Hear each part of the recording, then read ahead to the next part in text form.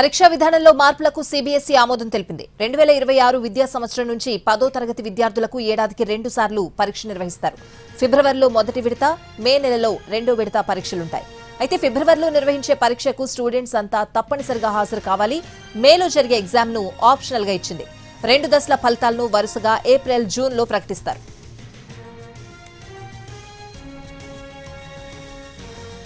పరీక్షా విధానంలో మార్పులకు సీబీఎస్ఈ ఆమోదం తెలిపింది. 2026 విద్యా సంవత్సరం నుంచి 10వ తరగతి విద్యార్థులకు ఏడాదికి 2 సార్లు పరీక్ష నిర్వహిస్తారు. ఫిబ్రవరిలో మొదటి విడత, మే నెలలో రెండో విడత పరీక్షలుంటాయి. అయితే ఫిబ్రవరిలో నిర్వహించే పరీక్షకు స్టూడెంట్స్ అంతా తప్పనిసరిగా హాజరు కావాలి. మేలో జరిగే ఎగ్జామ్ ను ఆప్షనల్ గా ఇచ్చింది. 2 దశల ఫలితాలను వరుసగా ఏప్రిల్, జూన్ లో ప్రకటిస్తారు.